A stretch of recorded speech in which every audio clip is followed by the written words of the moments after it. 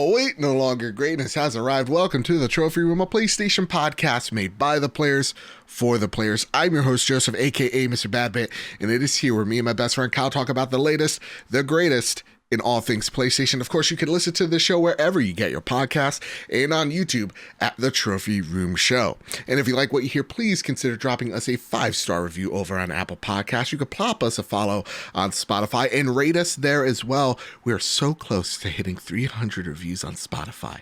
Hit us with those 5 stars. It really does help. Or toss us a buck our way over at patreon.com/PS Trophy Room. So with all that said, and with all that out of the way, the greatest co-host whoever is, whoever will be, Mr. Kyle Stevenson. How are you, sir? I'm doing okay. I'm making a point of not saying how tired I am or anything because people have messaged me saying, Kyle, you need oxygen at some point because you're always saying how tired you are. So instead, going off of last week, it's only fair that we finally get an answer to this new question that we have in our hands. What the hell does Polar Blast taste like?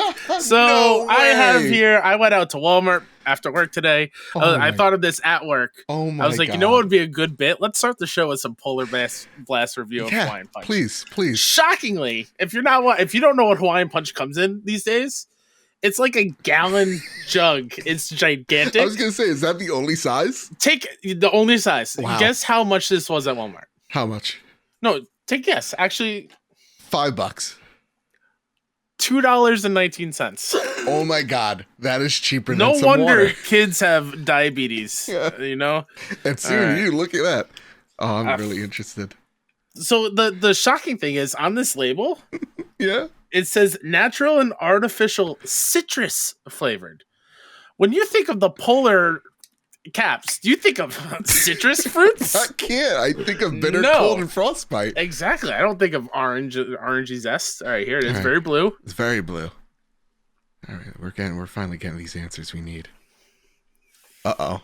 Not a fan. Kai don't like it.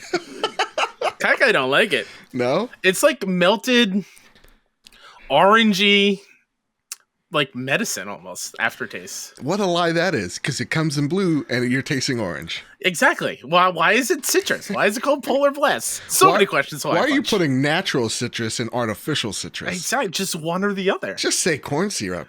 I mean, for $2.19, you're not worried about the cost, clearly. Obviously. Well, Kyle, can I be the one that says I'm tired this week? Go ahead. Yeah, my boss is away because she's at GDC.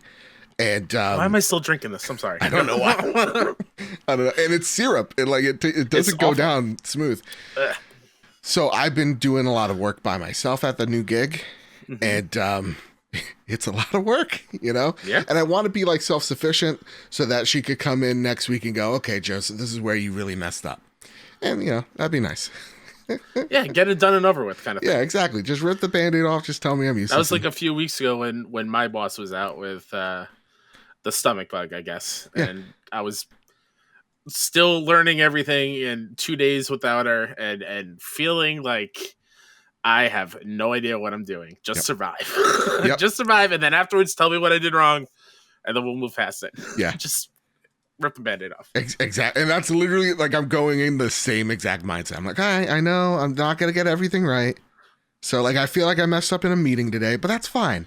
Yeah. It happens. You know, How'd you mess with the meeting? Do you let a fart go? I mean, I didn't know that pants were, you know, optional. You needed them.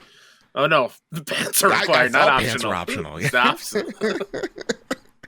Kyle, I want to know what your work day's like now. No, I actually have to go into an office. Yeah. So I actually do have to wear clothes. I guess. I mean, right now, who knows what's from here down? I don't know. Oh. You will never know. Oh, well, maybe we'll find out. Spoiler alert, I have a blanket over my legs like an old grandma because it's very cold down here. Kyle, listen, I'd like to talk more about your legs. My cold legs? Go ahead. Yep. And your babushka-like demeanor. But this week, we're talking about the new PlayStation 5 update and how VRR support is coming. We're going to be talking about Haven Studios joining the PlayStation family.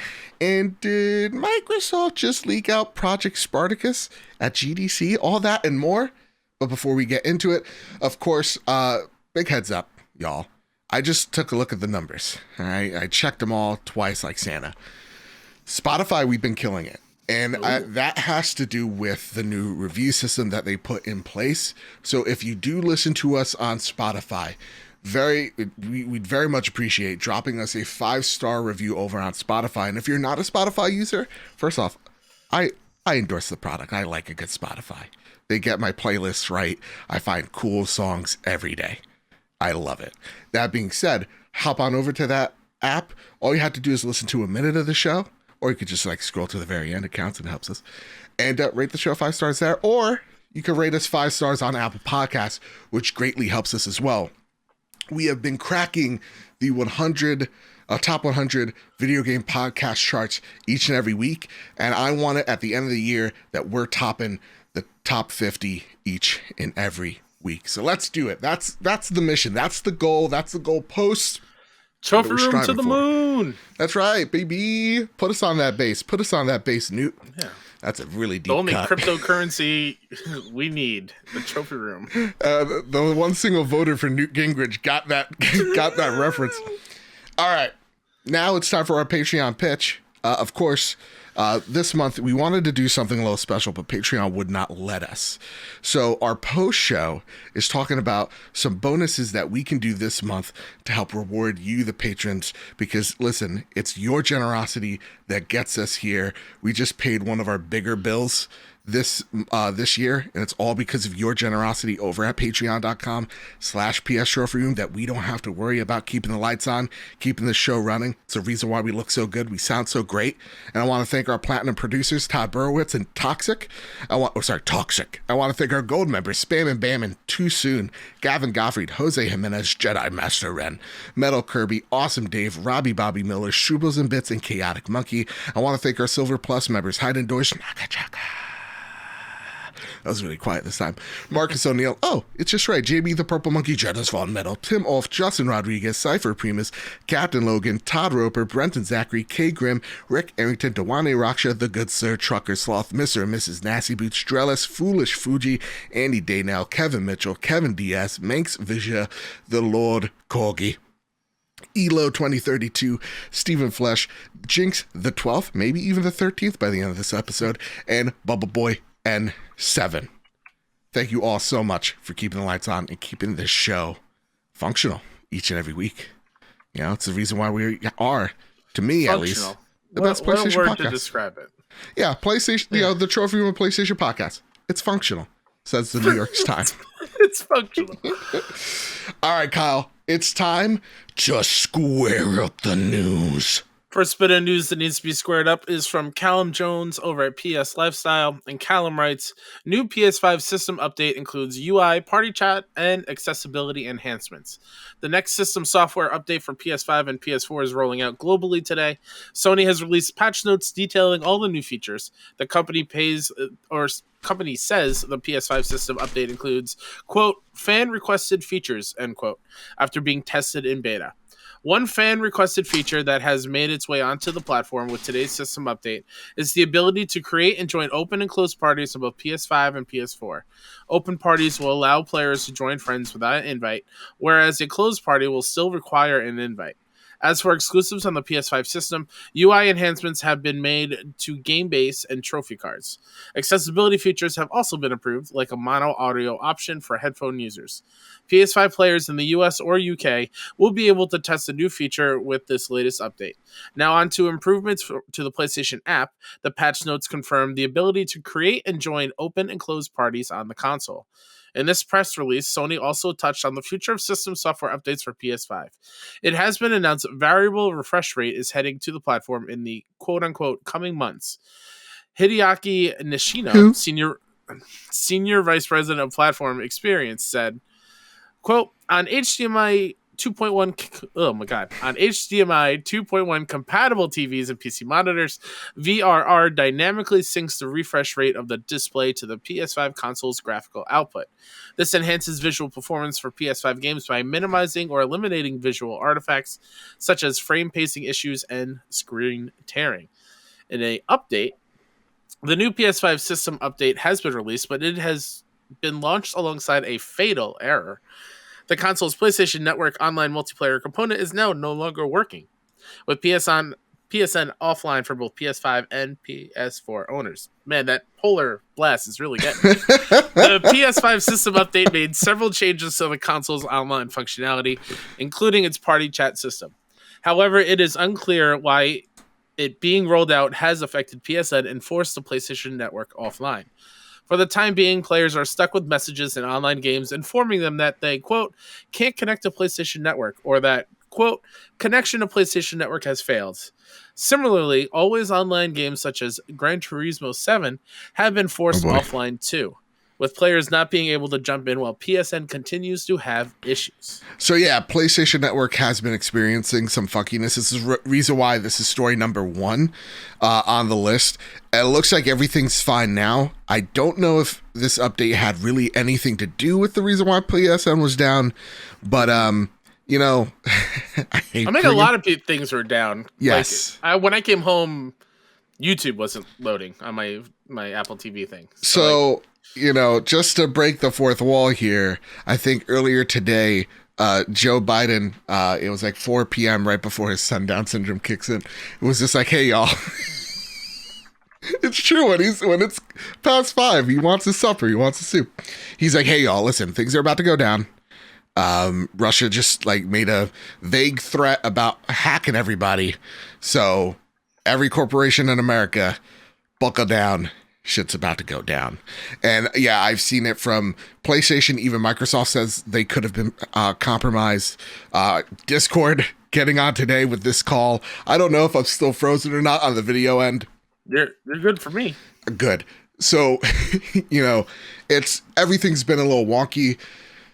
I generally think it's because everybody is hunkering down to what could be one of the biggest cyber attacks ever. So, yeah, if you thought the PSN blackout was scary, who knows? Your sync may be trying to kill you in a week. Maybe we'll have our own smart PSN sync. Maybe we'll have our own crazy PSN outage episode next week. Yeah. Oh my God. Yes.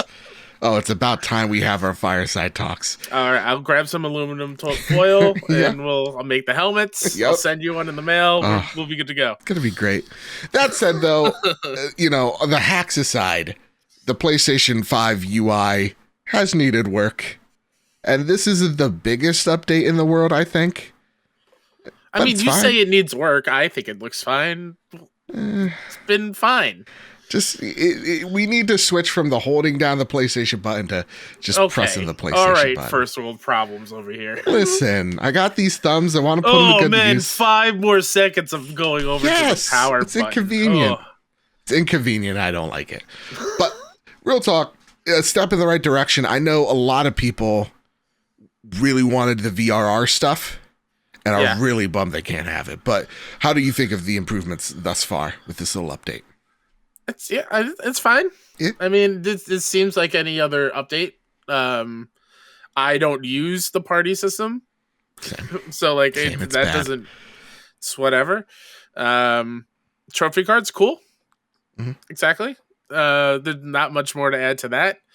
Yeah, that's fine. I still don't even know what VRR does, so I could care less. So pretty much for us LG OLED boys, it helps.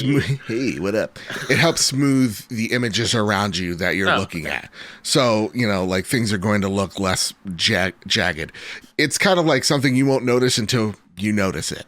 Is this another 60 frames situation? Yeah, it's something like the fanboys will toss at each other. It's like, why does PlayStation have this yet? RDNA or whatever. Yeah, it's one of those. But I'm excited that they... Fun! Fun! I love these conversations we have, Internet. A global superpower is about to hack us, but please tell us why your box is better. Like, settle down, idiots. Please tell me how I'm playing Elden Ring wrong. Yeah, please. Please, for the love of God. I can't get enough of those comments. That being said, though, I do like how they're getting ahead of it, going, in the coming months, you will have this. To me, I think what is important is the monitor situation. I think, 440 screens or monitors aren't supported on PlayStation 5, which is just peculiar. I have one of those screens. 440 hertz, you mean? Yeah, 440 hertz, I think. I have one of those screens, and looking at a PlayStation game when I'm like streaming, it was rough. It looks like a blast from the past almost. So I really hope that comes along with the next update. But I think we could experience, the VRR and what all the rage is nowadays on the Twitter sphere by the time of like August or September, the same time that we got the big one for the expanded storage. Yeah. I don't know. That said, though, Tino 6-speed, not to get confused with Tino 8-speed. Tino 8-speed is a goddamn fraud. He didn't say that, but I felt like it needed to be said. Is Tino 8-speed the Lance Armstrong? Tino 8-speed is a piece of All right? We don't bring up Tino 8-speed. He's a cheater, and he knows what he is. Hey, Kyle and Joe. Hey, Tino 6-speed. Happy Wednesday. I'm super excited for the new PlayStation 5 software updates. In particular, the new trophy layout with the cards and tracking trophies. I am curious about that. I want to see how that works. Things that have often gotten way better since launch, but I know that there are some improvements that are still needed, like supporting progress for older games. For example, I am currently attempting the Platinum in Street Fighter V, Godspeed, and there is a trophy that I have to perform 300 critical art finishes. It's very hard to the number to keep track of. All of the other games, especially first-party exclusives, that have this kind of support. And it's kind of jarring seeing the progress for everything else, but there is a game I've sunk hundreds of hours into that I have no idea how close I am to unlocking. Is there any other features that you think we are missing for trophy hunters, or any features that you think we still need on a software level? Great question, Tino 6-speed. Yeah, thanks, Tino. Thank you. I really... It sounds like a broken record, and I haven't seen what this new trophy update looks like. It's nice. But I really feel like Sony and PlayStation have to lean hard into the trophies. Yes. And make sure they are above everything else achievement-wise, and really showcase why they're important, why people love them, and to continue to be like the gold standard. Mm-hmm. So like the little things where being on playing on Xbox and seeing the actual achievements, the progress bar go up when you do a thing. Yeah. And it's much easier to see that visually. Maybe that this has changed with this. I don't know. I'm hopeful for it, because even with the last one, I noticed it didn't really do it all that well. So like those little things like that, fantastic. I think they really need to lean into the PlayStation-ified systems, features, right, and trophies being first and foremost. When it comes to trophies, here's one. Here's a little ditty for you. When it comes to like when you acquire a trophy, right, you can have it so that it gives you like a 10-second video or a screenshot. What if you just turn them into GIFs? Ooh, that's cool. I like that. Yeah. What if you turn them into a 5-second GIF, or GIF, however you want to pronounce it. And that'll be, what if any PlayStation owner that has the PS5 camera, instead of taking an in-game video, it just records you when you earn a trophy? Everyone disliked that meme right there. Just me sitting on the couch. Yep. In my undies, tidy whities. No emotion in my face when I'm popping these trophies. Right. Sometimes I don't recognize it. Exactly. Yeah. Man. Yeah, you only realize like the trophy when it dings and you're like, oh, that's nice. Or when it's like, I've been tracking you, you son of a gun. The really hard ones that are like, all right, I need to make sure I do all this kind of thing. That said, Tino, like I played Sekiro and I got the platinum. There was one part of the plat where like I had to calculate myself the XP that I needed because it wasn't tracking. So I really do feel like tracking needs to be across the board, and hopefully they nail that down sooner rather than later. Absolutely. But yeah, that's it on the update front. Again, everybody, play your games, be careful, and reset your passwords. Reset your passwords. It's going to be very important. Just a real quick thought that I just had popped in my head. Sure. Because the PSVR 2 has VRR, right? Mm-hmm. In their screens, is this update for PSVR 2 specifically? Is that forcing Sony's hand to implement it in the system hardware because they're putting it in the headset? And aren't the games You can watch it on the TV when someone's in the headset, right? I think maybe that's the reason why it's not out yet, is because they're tinkering with the PSVR 2 stuff. Mm-hmm. I think that's above our pay grade, though. We got to talk to someone way smarter than us about this type of stuff. Way smarter. Yeah. Again, two-way authentication for all your stuff now, guys. It's the world we're living in. All right, Kyle. You know what else is a world we're living in? PlayStation just bought a studio. That's right. That's right. Take that, Activision Blizzard King. Oh, it says right here, PlayStation acquired Joe and Kyle's debt. What? Whoa, what a studio acquisition. Oh, my God. Thank you so much. Thanks, Jim. Appreciate you. Jeez, Jimbo, you're the bestest. The real acquisition, Tom Avon over at VGC writes, PlayStation is acquiring Jade Raymond's Haven Studios. Last year, the veteran producer behind Assassin's Creed and EA's Motive Studio left her position as Stadia's development boss after Google decided to close its internal games development teams. Along with 5 co-founders and about 20 ex-Google employees, she launched Haven Studios, a Montreal, Canada. Oh my God, why can't I say Canada? I almost went Canada.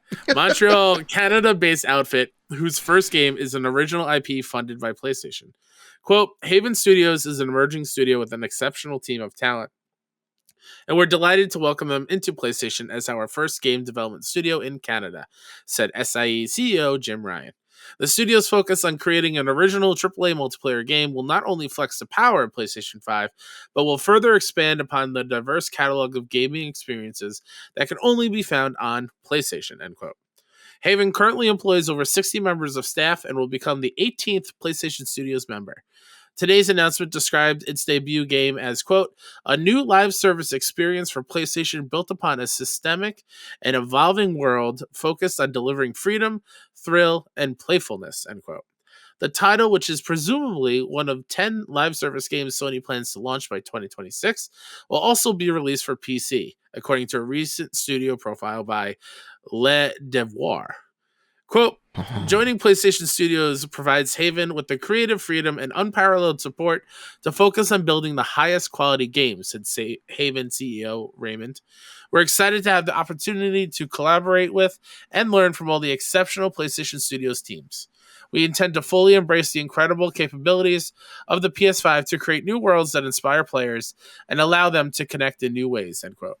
In a GamesIndustry.biz interview last year, Raymond said Haven's ambition was to create a new IP that serves as a social platform for players, and one that is, quote, designed to be owned by the fans, end quote. Wow. So in less than a year of this studio being announced and Jade Raymond and her crew being picked up from Stadia to PlayStation, they are now a PlayStation Studios game. Or studio, which is pretty bonkers to think. And I really like a future friend of the show, Hogue Law, who wrote on Twitter, you know, say what you will about the acquisition wars or whatever, it really has gotten Sony off the moral high ground of like, we are only hiring or purchasing studios that we have deep relationships with, that we've launched a game or two with.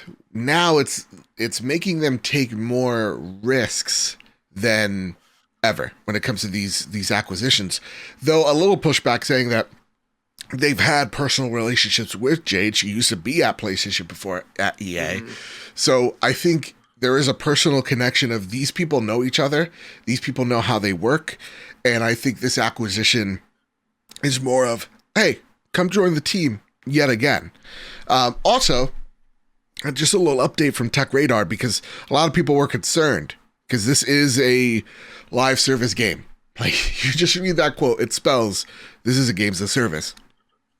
In the recent interview with GamesIndustry.biz, Sony's recent acquisition of Haven Studios, PlayStation Studios head Herman Hulst reaffirmed Sony's commitment to the single-player game.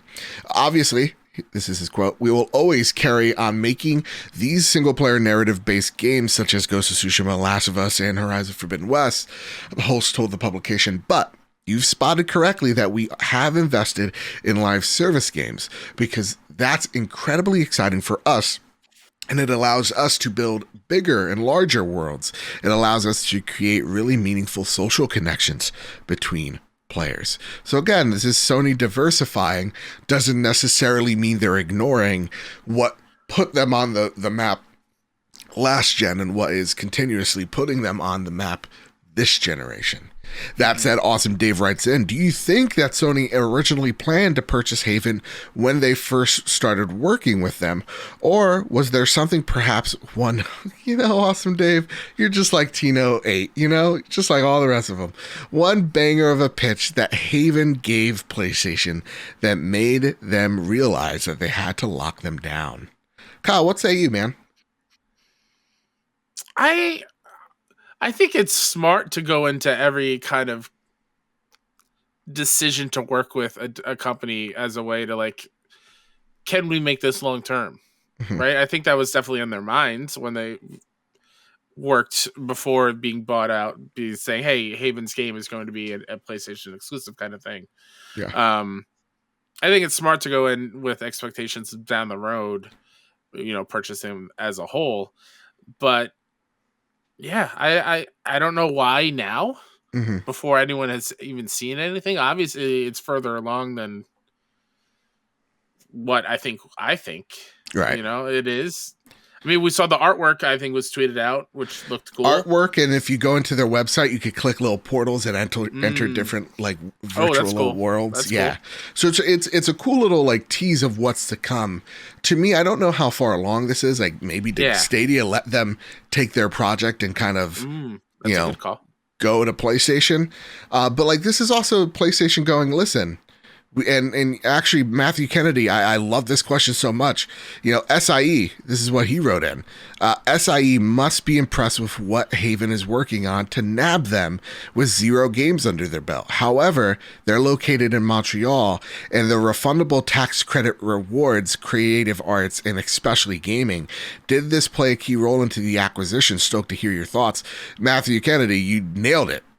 There's a lot of reasons as to why PlayStation, I think, did this. First off, it's easy to go in, and this is not an original thought from me. It's our good friend Ainsley Bowden of Season Gaming. It's really easy to go in on a proposal rather than an already finished product in terms of buying a studio outright. So PlayStation's kind of saying, hey, if we like what they're cooking right now, right? We've gotten a sample of it, got a taste, we like it.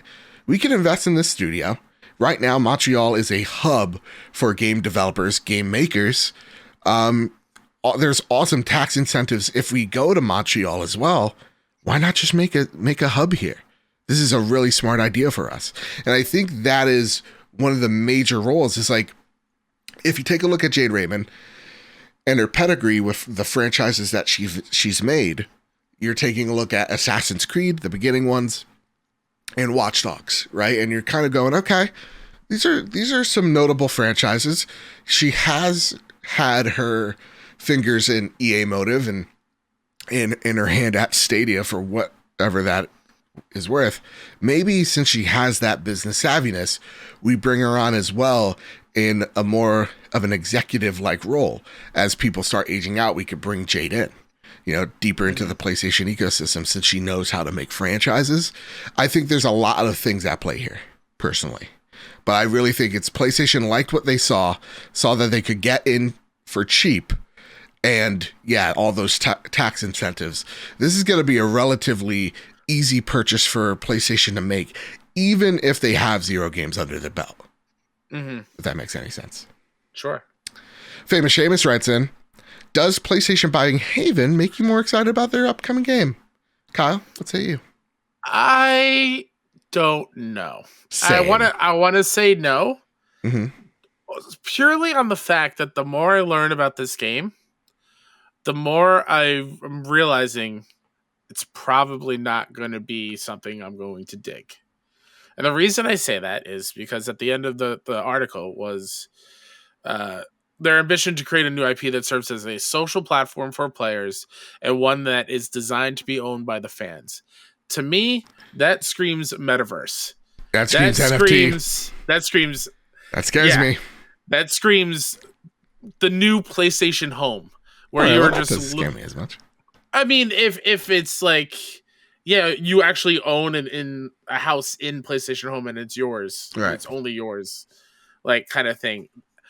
I think the whole metaverse thing is just, way above my pay grade, something that I don't understand why it's needed at all. Right. And to me, it just sounds a lot like that. Like, it's like that old game. What was it? Second Life? Yep. That's what it sounds like. And that doesn't sound like something that I would be into. However, the artwork has me interested because it's a sci-fi, cyberpunky thing. Mm-hmm. And like, I love Assassin's Creed. I love the way Watch Dogs plays, even though the first one was not my favorite. Mm-hmm. So I am intrigued, but when I read that kind of stuff, it kind of pushes me away a little bit. Same. Rightfully so, I think, as well. To me, I just need to see the game. I need to see the vertical slice so that I know what it is, because it sounds a bit like PlayStation Home to me. It also kind of sounds like what James is doing. I want to see stuff, and I want to shoot stuff and make it go boom, boom, bang, bang.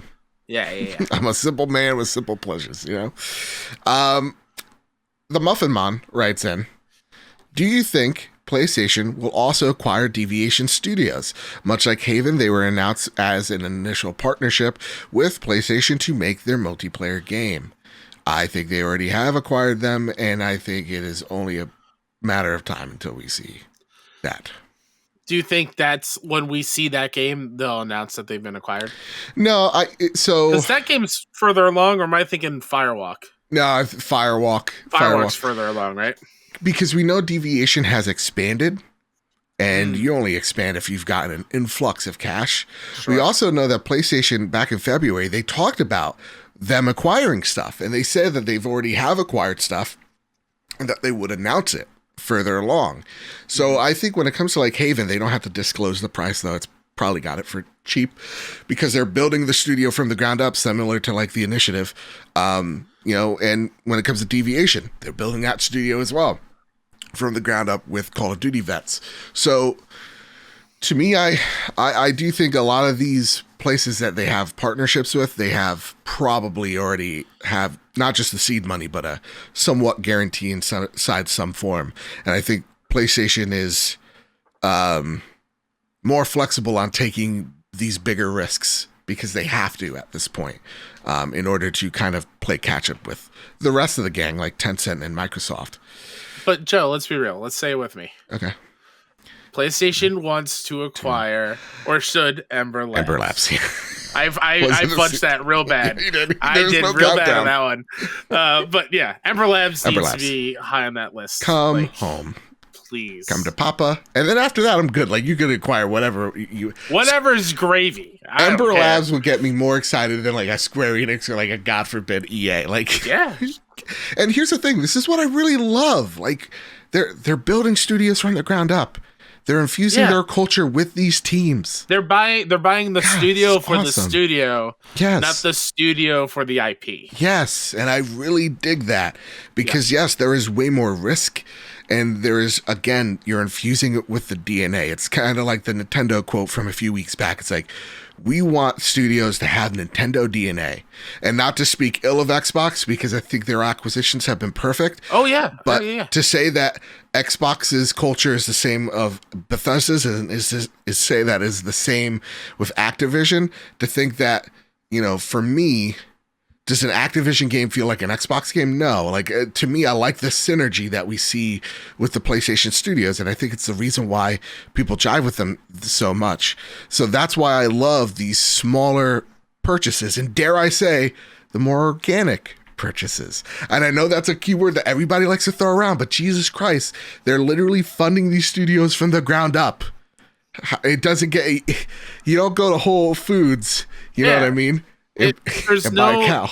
I don't know. There's no way of second guessing what their strategy is at this point. Love it. The only one I think so far has been out of left field was Bungie. Yeah.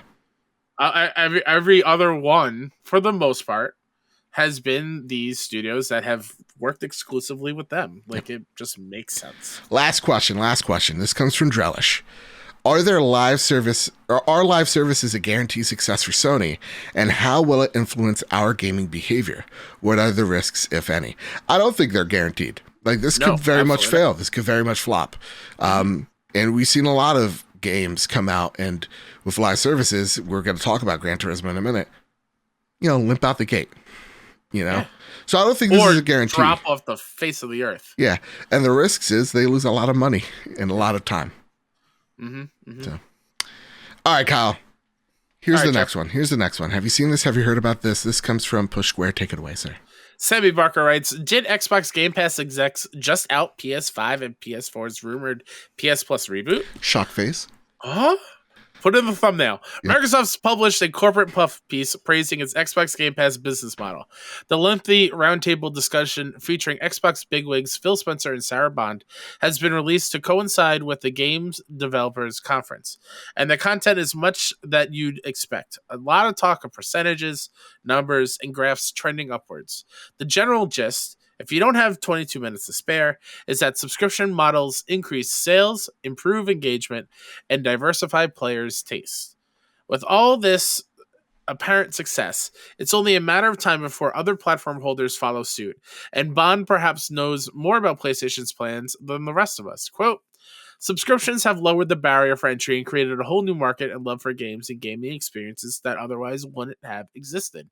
She beamed. It's one of the reasons why I'm excited to see gaming become a bigger part of our industry. We have our subscriptions. Sony's announced theirs.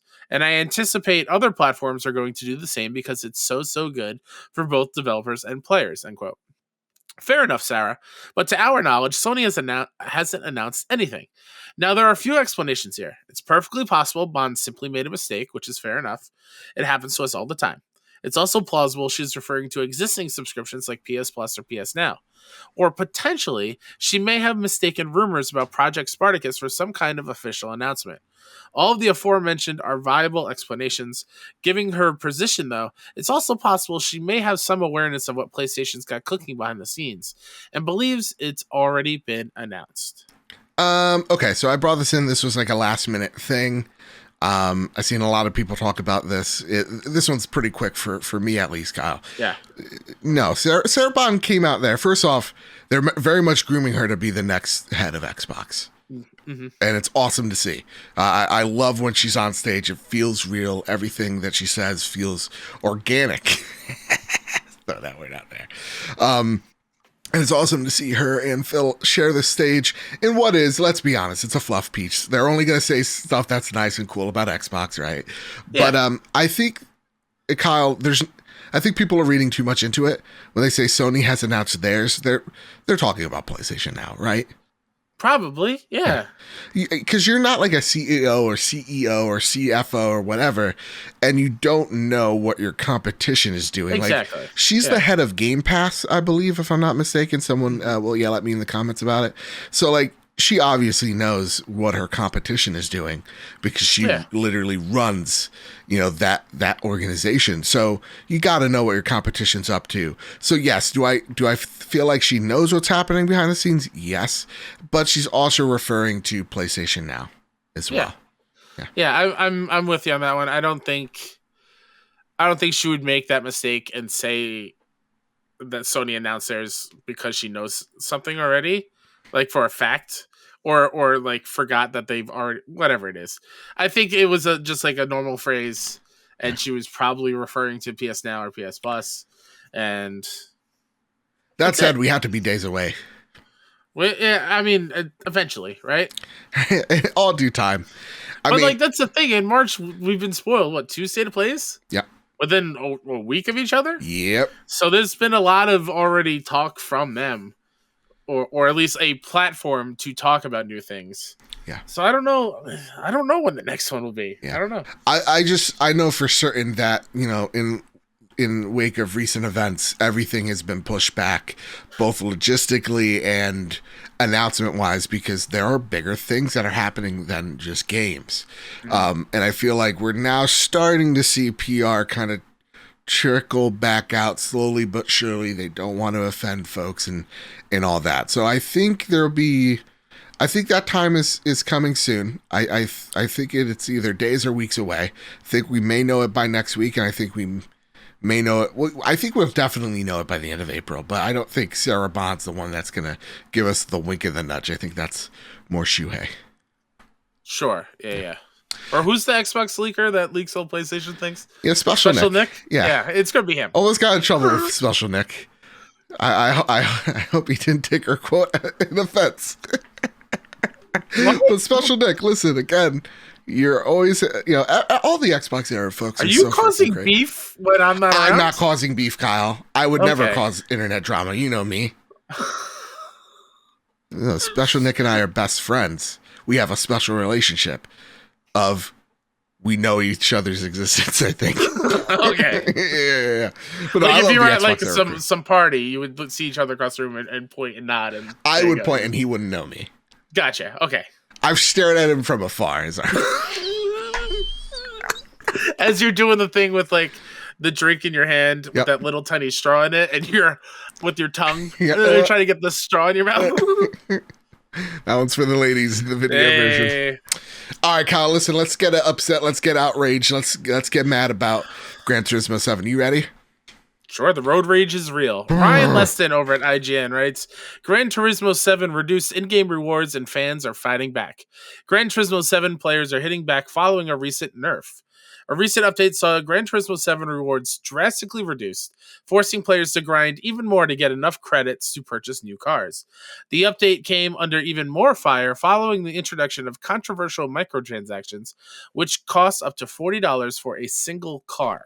The purchase of in-game credits via microtransactions has replaced the previous model of offering cars for a set price, and this was one of the many factors that were just too much for some in the game's community. Now, players have begun fighting back by exploiting a new way of grinding without even playing the game. Some players have begun using the remote play feature on PlayStation consoles, along with the simple script to run the same race over and over again, without even playing it. The result is that they generate millions of in-game credits without even picking up their controller. The method was first posted to PSN profiles and shows how users can use a simple script in Windows machines running the PlayStation Remote Play app to run laps of the same track over and over again. Quote, I know with nerfs, people are not happy and are probably turned off by the enormous grind, or at least I am, said user Septimore. So here are some scripts created to adjust for those nerfs, end quote.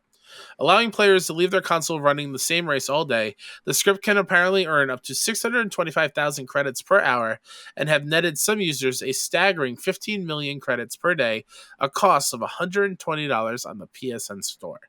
At the time of writing, PlayStation has not taken action against users running the script. Elsewhere, the Gran Turismo 7 servers were unavailable for more than a day following widespread outages. I don't know who wrote in a few weeks ago about GT7. They're like, I'm going to hold off for microtransactions. I remember it. I'm like, go for it, man. If you like the game, microtransactions, be there. It's going to be fine. I was wrong. I got my face. Everything is not fine. This is a really bad look. This is... just bad. Now the creator has come out and said, listen, when it comes to like there's an update that came for the game that was bugged. It was a bad launch in terms of that update, and the game wasn't available for over 30 hours because the game needs an online connection. We don't know why that is the case, but it just needs it. And people are pissed off. They were like, I just bought this game. It's new. I want to play it, and I can't play it for a whole day. And then to couple with the fact that, like, games that or cars that used to be $5 are now $40. It's like, what's going on? Like, that doesn't make any sense. And this isn't like a Herman Hulse problem. This isn't like, you don't at Jim Ryan or Herman Hulse or whatever. Don't. First off, that's useless. They don't read Twitter like us. And second, the person that's probably the cause of this is the economist behind the game, because that's who they hire for these type of things, and the producer behind it as well, or one of the producers behind it as well. It sucks, and I don't like it, and it's embarrassing. Like, I genuinely feel like this is a real bad look. That said, TPR writes in, Kyle, Joe, I'm seeing GT community in flames over these recent server shutdowns and microtransactions. I just don't understand why I can never say their name. Polyphony and or Sony feels like they should push these aggressive microtransaction tactics on the player, let alone require an always online connection for single player races. I don't know that either. But do you think, or both think, this will be mediated soon, or is this just the new reality for GT7? This is gonna get This is gonna get fixed. Sure as hell hope it gets fixed. Yeah. I feel like there's enough backlash. I feel like that meme of no one like this. Yeah. I can't see one person that is okay spending that amount of money for one car. Yeah. I would say that I would be more comfortable with it if it was like that from the get-go. Mm-hmm. But the fact that a $5 car got pushed up $35 to make it a 40, that is just wild to me. Yes. And I just don't understand that. And real talk, I don't know what the correct price should be as well. Yeah. Yeah, but a Fortnite skin is like $20. Sure. So should it be $20? I don't know. I'm not a doctor. But what I do know is $40 is outrageous. Yeah. Like with GT7, and we joke about it with the car culture. Like if you want to buy your dream car in real life and you want to buy it in the game and tune it and feel like you own that car and you want to spend $20 on it, by all means. Yeah. Enjoy that moment. Yeah. But the ratio of what credits are worth compared to real life money is outrageous to me. Yeah. I like, you can buy it outright, but at least have the in-game credits match and be easy to earn to match that. Yeah. Like it's 625,000 credits per hour equals, or I'm sorry, 50 million credits a day equals $120. Yeah. That doesn't seem right. Now, here's the thing. Stingray X writes in, as a person that has been in the GT community since the start, I can assure people that the balance is nothing new. From GT 5 to 7, there has always been a balance patches throughout the life cycle. It's not an arcade racer that's meant to be beaten in a few weeks. You buy a car, you win a car, buy parts, tweak it, tune it, earn it for the next. It's meant to be played for years. It's a simulation racer after all. The online-only issue I agree with entirely. That's fair. Yeah. And there are some things like the GT community it's not like everybody hates it, which is weird. Yeah. Like some people are like, I'm just playing the game, I'm enjoying it. Like it's not about buying the car. It really is about the journey, it seems like, which is ironic. But I do feel like it's bad and it needs to be fixed. I think it will be fixed, but we've seen with polyphony, god damn it, speech impediment. You'll get there. It's getting to me. I'm getting the flashbacks when I was in 4th grade and I couldn't roll my goddamn R's. Anyway. So I once said in high school U.S. history class, everyone does that thing, right? Where you have to read from the textbook and you count how many paragraphs you are next. Yeah. So you don't listen to everything and you just focus entirety. And practice on that one paragraph. You focus on the last 5 letters. You're like, okay, all right. And yes, I got it. Tagged in. And exactly. But so like in that class, I once said catastrophe. That's good. And I got destroyed. Yeah. Oh, so it's fine. You'll get polyphony one day. Good. It's not today, though. I'm not going to try again. Yeah, so again, just a heads up. This is really, I think for the casual observer, this is really bad. I think for the GT community, like I'll surf Reddit for a minute or two and I'll see people that are, writing scripts to fix it. But like, I know a few people that are just cruising. They don't really care. This doesn't really affect them because it's usually you get the car that you want and you're just strolling. So it is what it is, I guess. Yeah. I can see a similar thing to like me with MLB The Show, right? Yeah. I use real life money to buy subs, to buy packs of digital cards that I will never own. Whatever. But I enjoy that. It's a thing that I enjoy and I totally get it. Like it's a thing. That said, Kyle, listen, I'm done with the outrage culture. Okay? I'm done with it. We'll cancel polyphony on another day. Hey, today. You did it! I did it! I didn't think about it. I was just like, I'm here for the punchline and I did it. It's time for some flash news. Gotta go fast. Gotta run fast. Kyle, there was a Hogwarts Legacy state of play last week. It's a presentation. We have a full breakdown of it. Really good breakdown. A really good, dude. I really loved it. I think that was some of our best work, to be honest. Recent work is really good. So everybody check that out over on YouTube. But a week afterwards, Kyle, week removed. How you feeling on the gameplay? We talked about the JK stuff. Yeah. Gameplay. Gameplay, nothing has changed as far from what we said in that video. I feel like some of it looks cool. Mm-hmm. Some of it still looks too stagnant. Like you're it's not fluid, but I think flying around on that broom in the open world looks hella cool. I don't know why I said hella cool. I've never said that before in my entire life. But there are things in that I genuinely excited. That excites me. Yeah. Yeah. And like as a non-Harry Potter fan, for me, I think the combat actually looks pretty dope because it is kind of like I said it on the breakdown, but it kind of seems like to me the ranged equivalent of a Arkham City, right? Sure. Where you're fighting people from afar and you're doing all types of combos and you're chaining them up together. I feel like I am now at this point, Returnal spoiled me. I want to see all the particle effects.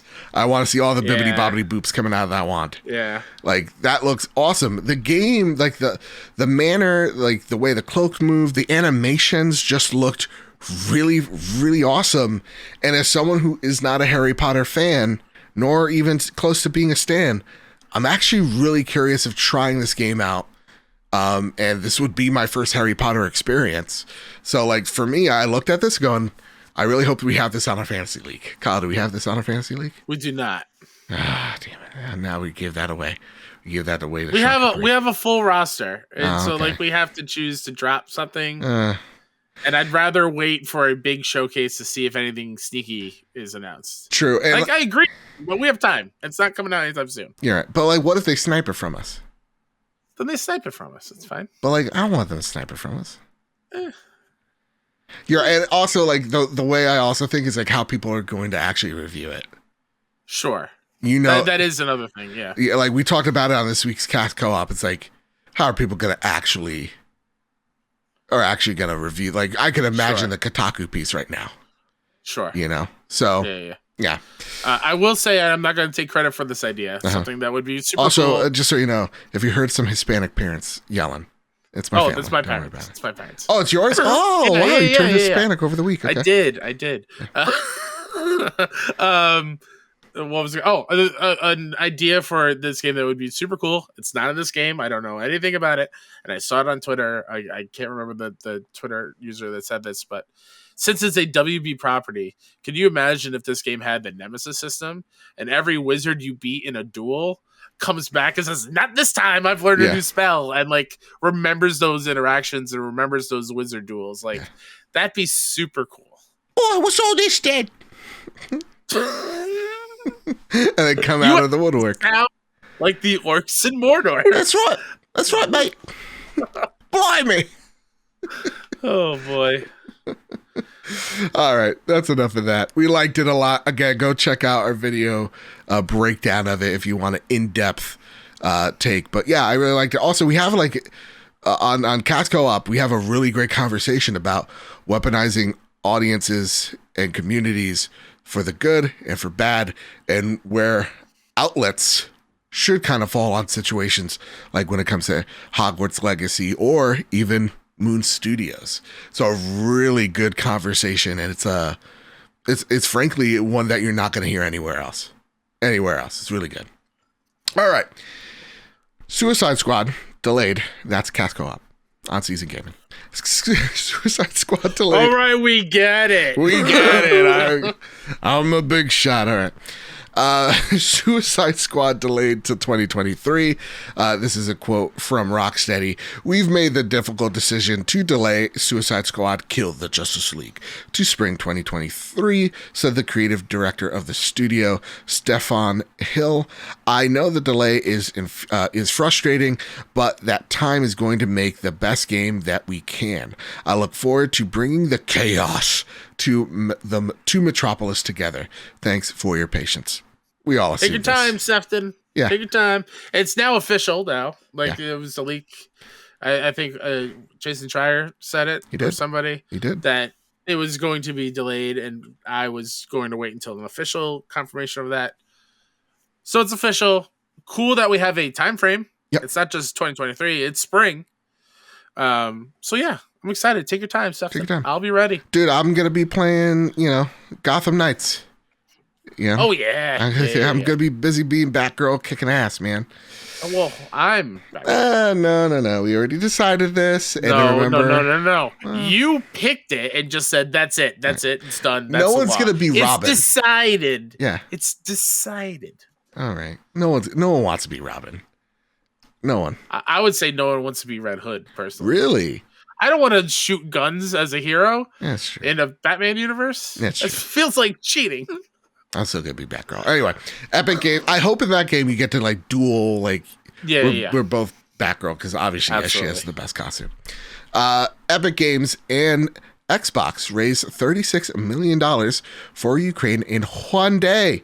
This comes from Otto Kratty over at Digital Trends. I butchered that name. Oh my god, I'm sorry, Otto. I'm sorry. Just gotta call you Otto Octavius from now on. I bet you get it all the time. I bet you hate me. Okay, I get it.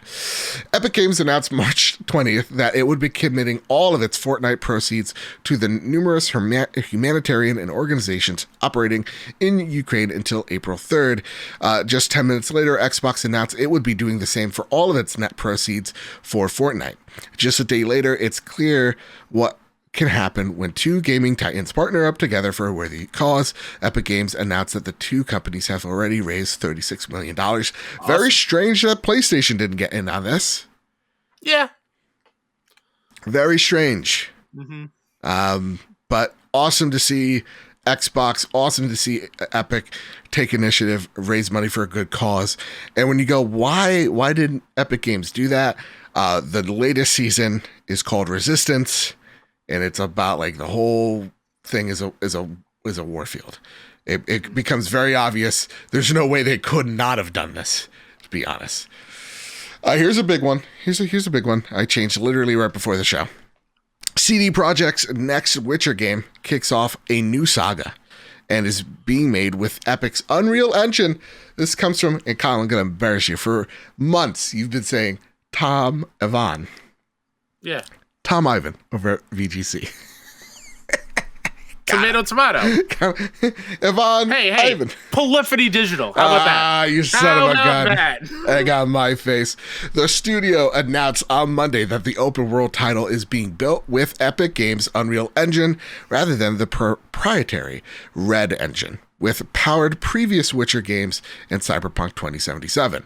The quote, "We're happy to announce that the next installment of the Witcher series of the video games is currently in development and kicking off a new saga for the franchise," it said.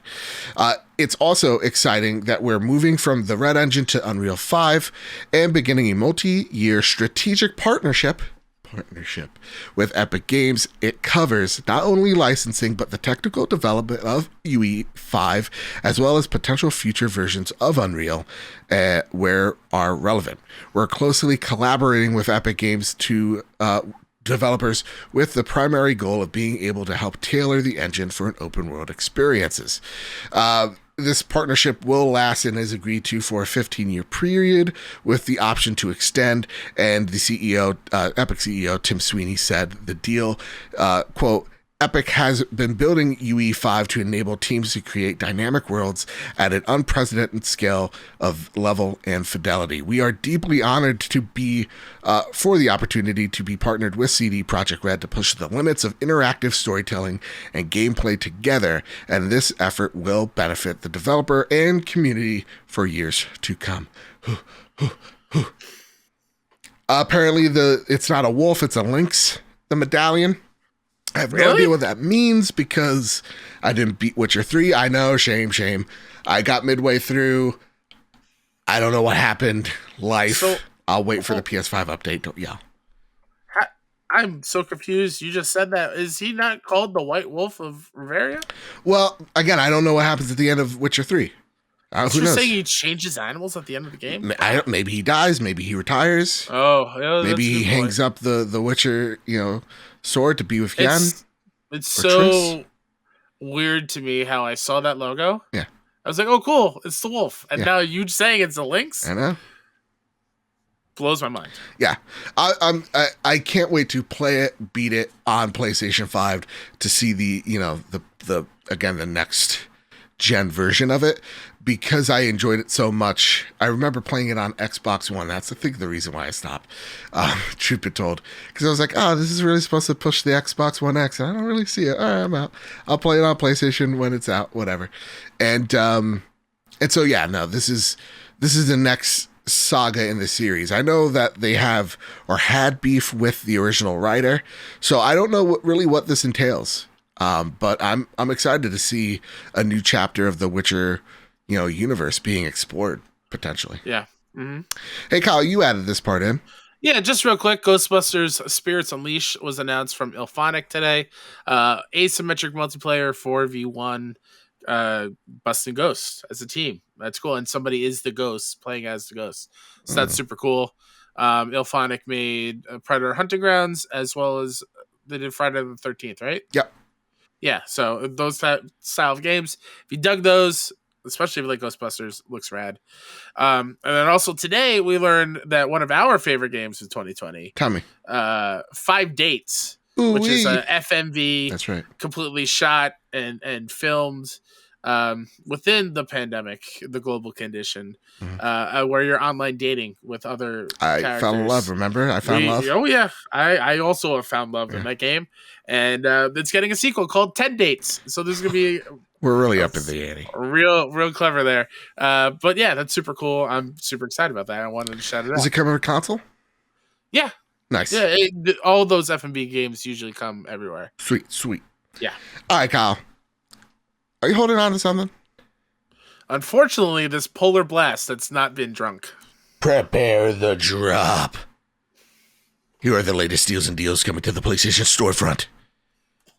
On March 22nd, Shanti and the Seven Sisters comes out on PlayStation 5 and PS4. On the 23rd of March, Richie's Nightmare on PS4, just like my douchebag uncle. Anyway, Shadow Point on PSVR. The Pizza Delivery Boy Who Saved the World on PS5, PS4. I did not know where that one was leading. No. And where do you think that was going? Well, sausage pizza. You ever heard? Okay. All right. We've all stumbled on that video and watched for way longer than we should have. Oh, God, that poor pizza. You know why you clicked on that video. Come on. I was 15. Anyway, Thunder Kid, The Hunt for the Robot Emperor, PS5, PS4. On March 24th, Relayer on PS5, PS4. The Ascent comes to PlayStation on PS5 and PS4. And then Ghostwire Tokyo comes out on PS5. And Tiny Tina's Wonderlands comes out PS5 and PS4. That said, Kyle, I just want to give an update of my thoughts of Ghostwire Tokyo, because the game is out and it is about. And really, I've gotten midway through the game. That's why this is not a review. Mm-hmm. But if you have any questions, really toss them my way. My thoughts really haven't changed all too much. I really dig this game. I feel like I'm a little bit higher than most folks are on Ghostwire, because I dig the aesthetic and the thing that they're going for. I saw one review going, Tokyo feels empty. It's like, well, yes, everybody's been abducted by ghosts. It makes sense. Yeah, it gives this haunting and mysterious and kind of horror-like vibe that like the original BioShock gave me. And it's the feeling that I couldn't shake as I progress in this game. It's like, yeah, man, this does feel like BioShock with just plasmids. And it's because I miss games like BioShock so much that this game kind of felt like comfort food for the most part, where, yeah, you have these tight corridors. You're kind of getting an idea of what Japan would look like if I'm actually traversing through the city. And it's haunting. And every turn could be a different monster that is equally like scary and ghoulish. And at the same exact time, like, though it's not breaking any, anything in terms of like norms that we see in, free roam worlds, it's still a lot of fun to go and traverse through rooftops and collect all the things and kill all the spooky ghosts, and to do some of the weird side missions as well that always feel pretty darn varied at the same exact time. I'm really enjoying my time with Ghostwire, and nothing much has really changed from my initial impressions, which is just pleasantly surprised of how solid this game is. I've experienced no bugs. I've experienced no glitches. The only thing that I will say is the story is kind of by the numbers. It is very much is like bad guy in this area, and it's all about that bad guy. Okay. Kind of like Far Cry-esque in that way. Oh, okay. But the DualSense features are phenomenal. The fighting is great. But yes, when you're turning and maneuvering through everything, especially when you're turning, does feel like you're stopping on a dime to turn, Sure. So, yeah. My two questions were, you alluded to it a little bit earlier when you were talking about it. the horror aspect. Yes. Tango's known for being a scary maker of games. Does this game hit that super scary moments, or is it more of a creeped out vibe? Yeah, like, oh, this is kind of creepy. This is kind of eerie vibes. Okay. I was never like, oh my God, that was like, you got me. I never had those moments. I feel like even at times BioShock was a little scarier than this game. Okay. Yeah. All right. The second point is, does the thing that shocked me when I first saw the gameplay for this, because that first reveal trailer is like god tier level. Yeah. Of like, ooh, what is happening here? I'm really into it. But when they saw the gameplay and everything is with like hand incantations and magic, and it seemed weird to do in a first person perspective. Is it fun? Is it easy to use? Yes. It is easy. Okay, because even the state of play or whatever it was where they were showcasing it, it did look a little weird. It looked hard to do the things, like many meters and whatnot. Yeah. Like, no, it really just is like button prompts. So like you'll get like your heavy attack is like triangle, your soft attack is like square type of stuff. You're not getting it's a typical action. Yeah, kind of you're buttons. not actually doing any of the movements. You're just pressing the button to do those movements. Sure. And it actually does get you a little hyped when you're seeing your hands do all these types of movements. Where like I have to do you have different movesets. So like I have wind, fire, and water, and so like different enemies. Similar to Ghost, then. Yeah, with sword stances. So like when it comes to I'll switch to like green, which is like the wind abilities, and I'm shooting them mid range, and then maybe there's someone I need to snipe from a distance. I switch to my fire, which snipes them. Or if I see those weird like creepy schoolgirls approaching me, I'm gonna turn into my wind power very quick right off the fly, and then just hit them with like the shotgun blast and kind of push them away. It's kind of like that. And for me, I felt like the combat most of the time worked. It really is when you're turning your body feels really slow, and that's where you're gonna probably get hit the most. But I don't really think I ever died in this game. Maybe like once or twice. Okay. Yeah. Anything else? Traversal. Grabbing onto those winged demons up in the air. Yeah. Fun? Weird. It's weird. Okay. So you can like attach to these like weird demons or yokai that are flying in the air. They're not enemies, they're just grappling hooks, and then you can kind of parachute along through the air and kind of land on rooftops and traverse that way. Can you link between rooftops and stuff, or is it very much like here's this 3 buildings? It's like a platforming section, and then you hop down and then find another one. No, it's very much like you could traverse through rooftops rather easily. So like, you'll find like one alleyway, you'll hook onto an angel or whatever, and you're jumping on rooftops, and then there's like another one across the street that you could hook onto. So it isn't like an area that you're secluded to. Have you used that stuff to like stealth around enemies ever, or no? I'm the type of guy, dude. I will go fisticuffs. I'm not a sneaky guy. Sure. Okay. Unless it's like it's weird. Like there are some games like Hitman, I'll do the stealth, but 9 times out of 10, I'm like taking out my shotgun and going, shame, shame. You enemies had to fight me. That being said, though, I still do like the buddy cop feel that the main protagonists have with each other. So. Oh, okay, cool. I like it. I dig it. Would I recommend it at full price? If there's nothing that coming at you right now, yeah, sure, go for it. But this may be a wait for some. Definitely check out some gameplay and see if it's for you, for sure. Sure. But yeah, I definitely recommend it. I like it a lot. I think it's a solid 8. Sweet. That said, Kyle, I'm excited. Real talk. This weekend, I know we're planning on doing a stream for Returnal Ascension. I'm thinking noon on Saturday. I'll see if I can make that work. Okay, cool. You're putting me on the spot on the show. Yeah, no. We'll do it for the after show. But I'm excited to play that, and I'm really excited to play Tiny Tina's. I don't know why. Yeah. Just to kind of just switch up from the Elden Ring and Horizon. And let it be clear, me saying put on the spot has no intentions of me not wanting to play with Joe. Yeah. It's just the fact that it's in the middle of the day with nieces that need my attention during the day. Absolutely. All right. Time. Let it be known. Let it be known and let it be said. It's time for the Sony Pony Express. Yeehaw! Of course, you can send your questions in over at PS Trophy Room on Twitter, or you could join our Discord, join this awesome community. I've seen so many people join it and talk about how friendly and kind we all are, and it really is. It's just such an awesome community. So go join our Discord every Wednesday at 9 a.m. I post, hey, here's what we're talking about. Give us some questions. And you all flood us with so much stuff. And here for the Sony Pony Express, I'd like to bring in Flesh, who writes in, "Hey, Joe and Kyle. What up? What up? Been listening to your podcast for almost a year now and finally joined the Discord to say you two do an amazing job. Exclamation Hey, point. thank I don't know why I annotated the exclamation point. Either way, also to say thank you for getting us all through our day. Thank you for listening. I was wondering if either of you have gotten your hands on the new Destiny DLC and what your thoughts were if you have. I haven't seen or heard anything about it, which makes me think it's being overshadowed by Elden Ring and Horizon. Makes putting Destiny on Spartacus a really good idea for Bungie.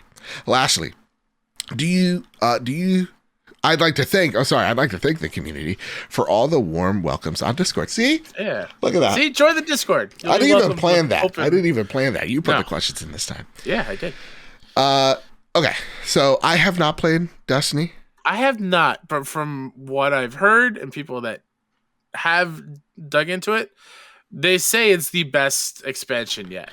That this may be the best Destiny yet. Yeah, I think why am I blanking? The raid is really, really cool. Yep. The rewards are cool. The boss is cool. The lore is cool. Absolutely. Like it seems like it is the best yet. So yeah. Great job, Bungie. Absolutely.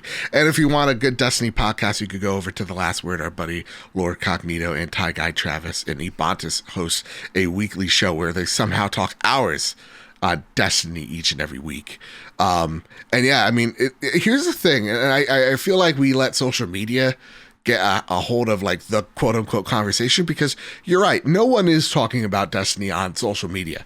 Does not mean people aren't playing that game. Oh yeah. Same with Horizon. You know, like I literally switched off from Elden Ring to Horizon. I have not looked back. I'm going to finish it. I feel like I'm at the end of it.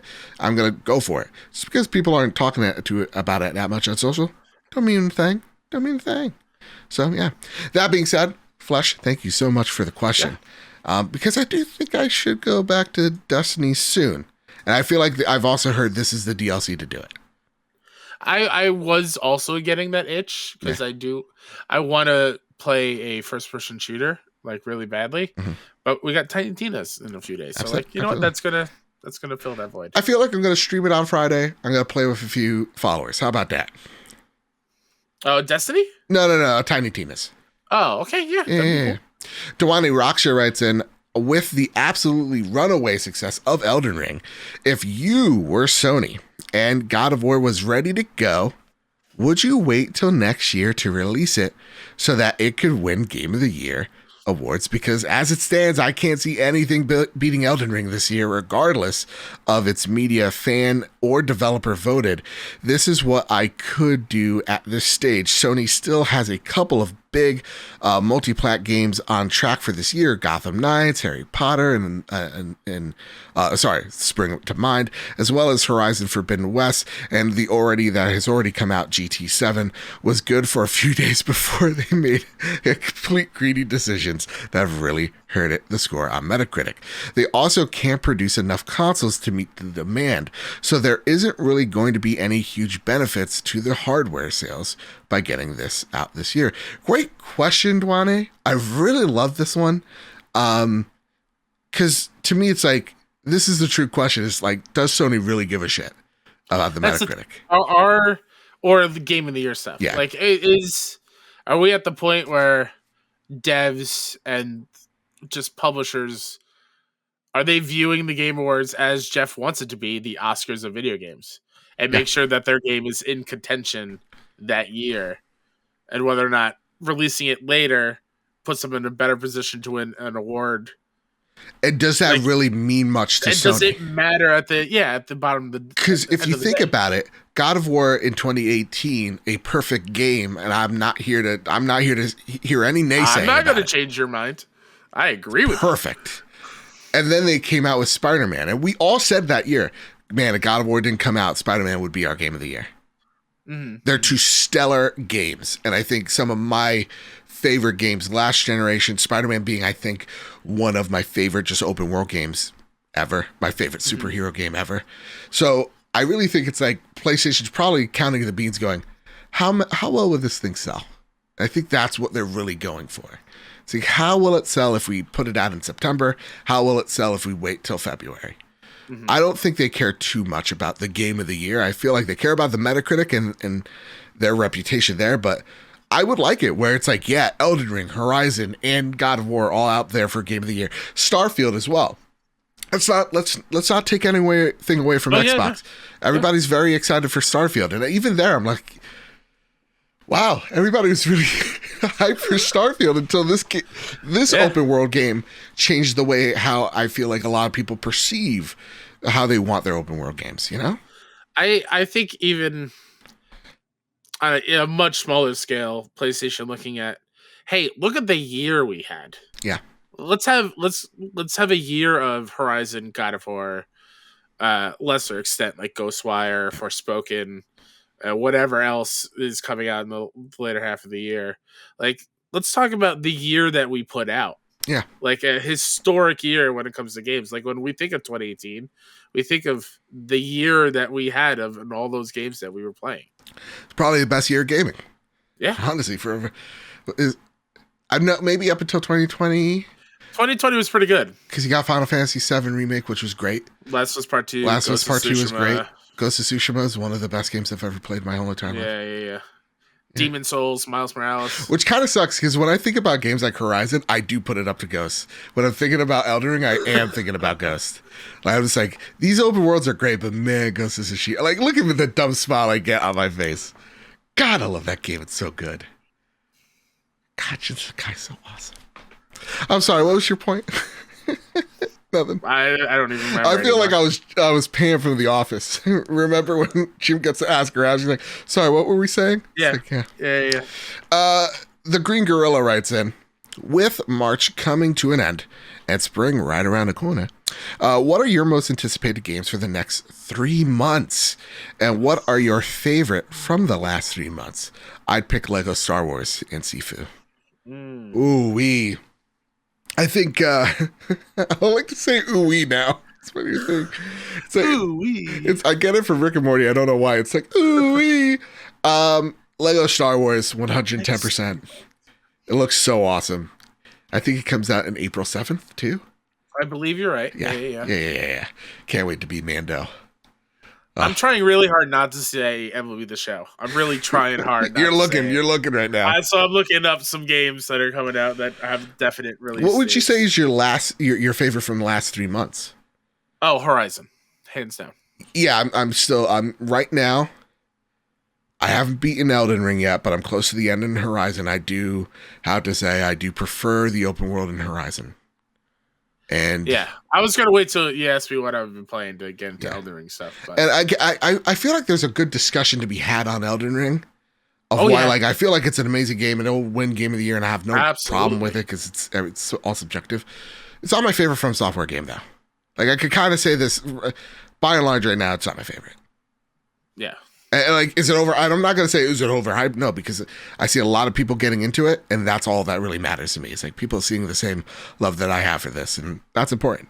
You know, this is someone's Bloodborne, and that's cool to me. Looking over the next 3 months, there is like April Lego Star Wars MLB The Show, but like I'm really excited to actually give Chrono Cross the chance that I did it back in the day on PS1. Like I owned it.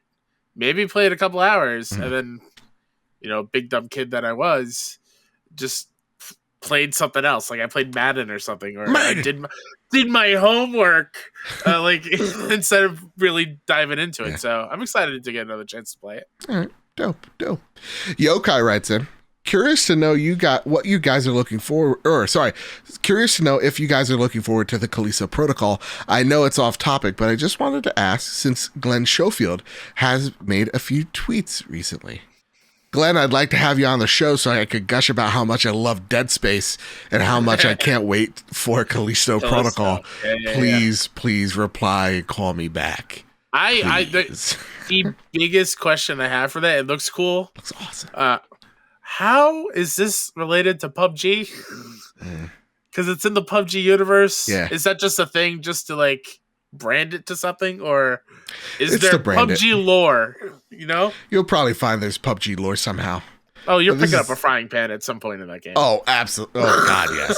Absolutely, yep. You are. Una writes in. Oh, sorry, I stole Katie's. I was looking at Katie. I was and I should have been saying Una. That was meant for Katie. My apologies. Una writes in. There you go. Hey guys, Dragon Age has been Dragon Age. Oh, should be getting to the finale of the second act in Dragon Age 2 tonight. So there's that. And Anders is being Anders, so you know how it is. I know. Oh, that Anders. I get it. My question this week is, what are some of the best crafting systems you have seen in games? And I am playing Altair Sophie, right? Atelier Sophie, I think it is. There you go. I'm sorry. And I have said this a lot, but the Altair games have some of the best crafting systems in games. So where do you guys stand on crafting systems in games? This is the first time I've ever heard of that game. Oh, I remember them being on the GameStop shelf. Like we would get maybe 5 copies of. It definitely has its corner of the gaming world. Can I say it? I think Horizon has the best crafting because it just gets out of my face. In mid-battle, I just made 20 arrows. Sure. You know? The thing that bugs me with Horizon, tell me, this goes back to the first game, is I'm constantly picking things up. Yes. To the point where, like, it's not normal. Like, I'm zigzagging across the world to every branch, every plant, because, like, I'm going to use it. So it takes me out a little bit that I'm just running back and forth and just... Here's the thing that bugs me with Horizon. You stop to pick those things up. You know what's great about, like, Ghost of Tsushima? Another great... Like, crafting, when you're crafting just simple items, is great. And, like, they're not, like, difficult or whatever. If I need a whole quest log, like in World of Warcraft, to go craft the Wondrous Winds of blade of 10,000 Suns, like, I don't like that. I don't. Just give me something simple that I could craft on the go. But the way Ghost does it is like you just run over the object, you just press X or triangle, and you just get all the things. Yeah, right? Like there's no animation, and Aloy has to always stop and put something in her stash. Yeah, and that sucks. Yeah. Stop it. And Aloy, as much as I love you, you gotta kind of just shut the fuck up a little bit. Just a little bit. She talks too much. It's driving me nuts. My favorite crafting system is easily The Last of Us. I love how Naughty Dog did it and implemented it. Damn, that's such a good one. You have to look for the resources. Yeah, they're not all over the place, and it is where you're crafting mid-battle or mid-tense moment. You feel the tense when the bar is moving up while you're crafting the thing. Yeah. Like, that is, like, really, really well done. Yeah, absolutely. All right, now this one's for you, Katie. And my apologies. Katie writes in. Hey, guys. Hope you're well. I'm doing all right. No question this week. Just wanted to say thank you to you guys and let you know how much you have inspired me in my short time of knowing you. Oh, likewise. I got a new segment I bring forward in my hobby, and that includes one of my biggest passions, gaming news. And honestly, if not for you guys and the other very special people, I probably wouldn't have made the jump. So, guys, from the bottom of my heart, thank you, and thank you to this community. Katie. Oh, thank you, Katie. Thank you so much. That warms my heart, truly. Yeah, it truly does. Makes me feel a little warm and fuzzy inside. Yeah, makes my heart sing. Thank you. It's always crazy that we inspire people.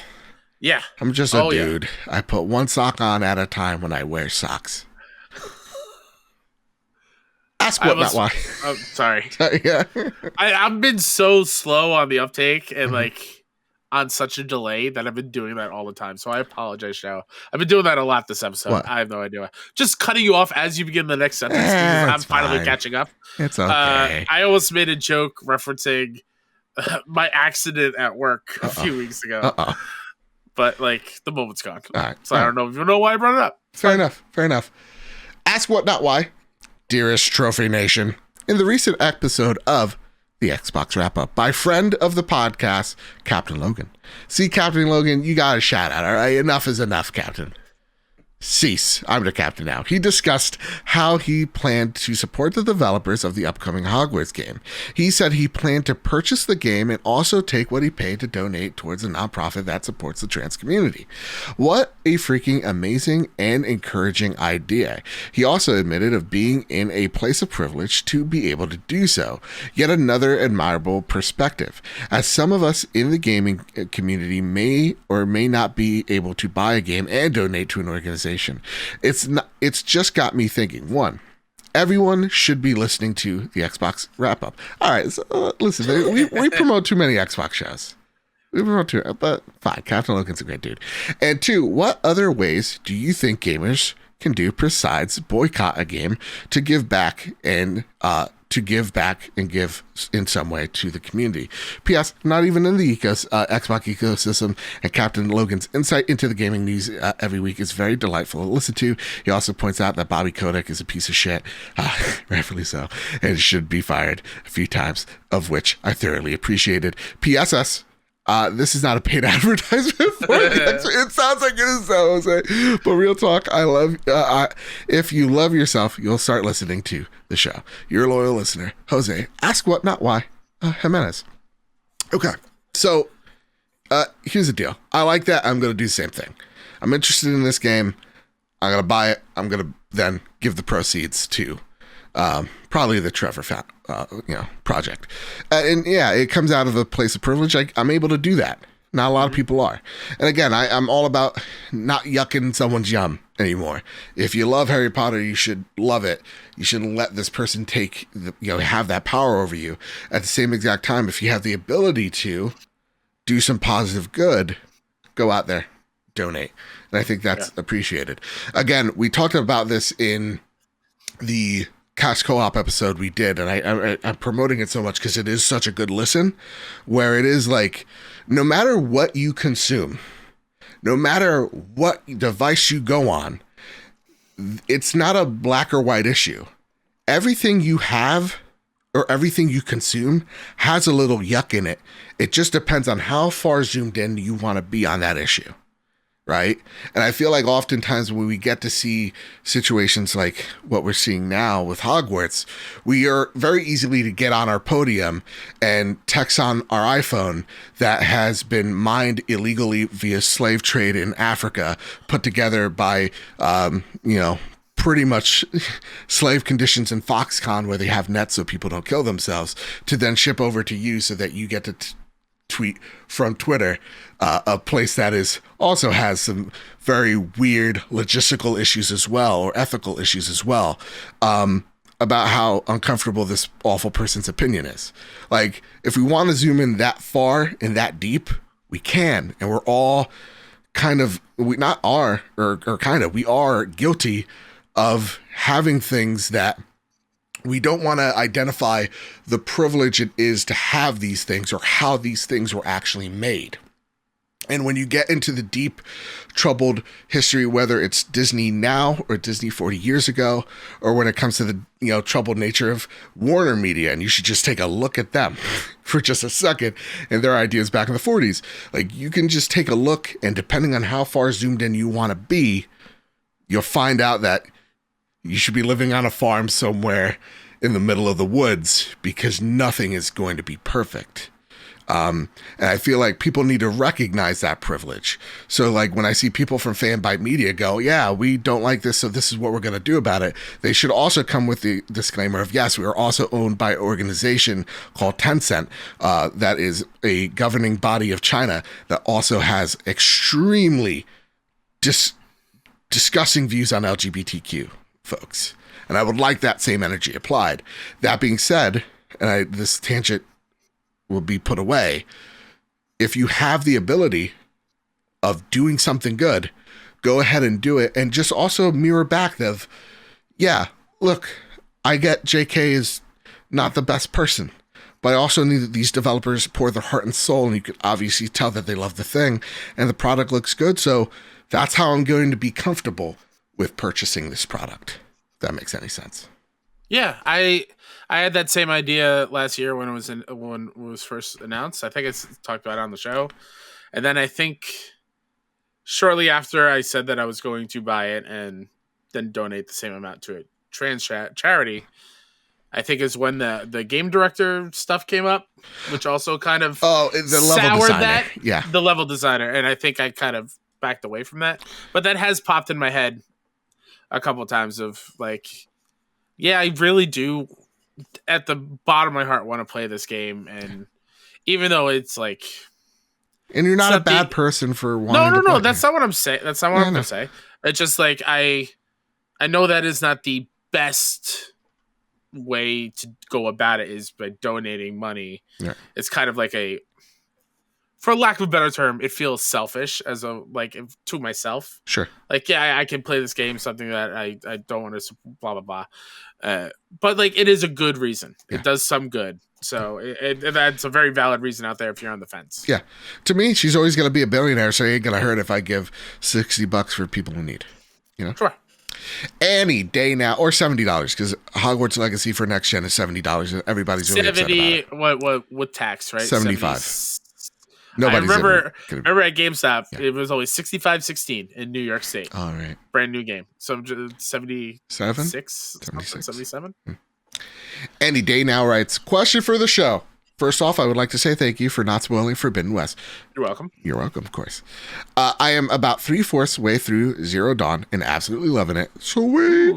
I haven't been able to listen to many other regular podcasts for fear of spoilers. Now my question, what other podcasts, if any, do you listen to or recommend? If you do listen to podcasts, what is your typical listening setting? Oh, this is great. I listen to it during my daily commute, during my shower, thanks to waterproof speakers. Same, son. And I don't know why I added that, but same. And I am also going to sleep. Oh, as I'm going to sleep. Oh, yeah. And I'm going to sleep. This is the last question of the show when you get that one. All right. You get me reading like crazy. Kyle. Yeah. Podcast routine while I look it up. My podcast routine? Yeah. I am the worst person in the world to ask this. I make a conscious effort to try not to listen to any gaming things before we record the show. Because I noticed in the very early years, months, whatever, of the show, I've noticed I would repeat other people's thoughts on a thing.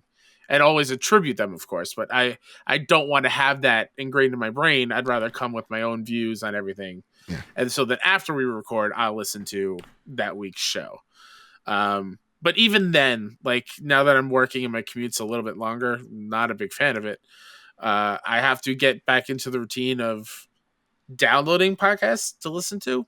Yeah. Just because like when I was substitute teach, it would be a 10-minute ride each way. So like a whole podcast would take me a whole week for one episode if I were to listen on commutes. But as far as like other shows, I mean, I love PS I Love You. I love Beyond. I listen to more movie stuff. Mm-hmm. Like How Did This Get Made? We shouted them out before. Obviously, Jedi Master Ren. I think that is my rotation. Yeah, I've genuinely stopped listening to gaming shows. Not because I don't want to support my friends. I love you all so very much. That's also I have you all subscribed. I rate you all 5 stars. Exactly. Love you. But it comes to the same thing of like I don't share your work. I share your work. But like I don't want my thoughts to be polluted by people like Sean Capri, who are obviously cheating in the fantasy draft that we're doing. But like real talk, like I don't want to sound like Sean. I don't want to sound like Luke. I don't want to sound like Greg Miller. I don't want to sound like, X, Y, or Z, right? I want to sound like me. So to me, it is just getting the information. I'll listen to a few shows here or there. I'll listen to what I typically do is like I do a bi-weekly or monthly thing where I'll listen to all the PlayStation podcasts just to see what's up in terms of like, is there something I missed, a perspective I didn't get? Mhm. or what do they have that we don't? It's kind of like an analysis. Yeah, where do thing. we stack up? Yeah, where are we stacking up? And we're always number one. But last but not least, I listen to so for me, I'm a big I'm a dumb idiot. I was trying to find there's an awesome history podcast I listen to. I forget what it was, and it's not on Spotify for some reason. But I listen to history podcasts.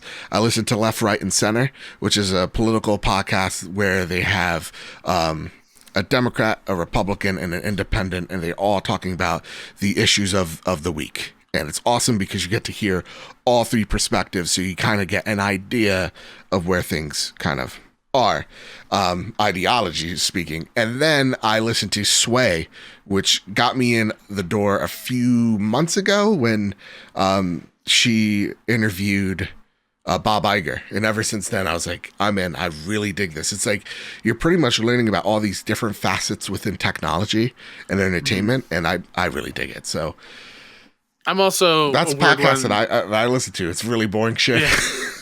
I'm also a weird one. I prefer to watch my podcast. Yeah. I like watching people talk.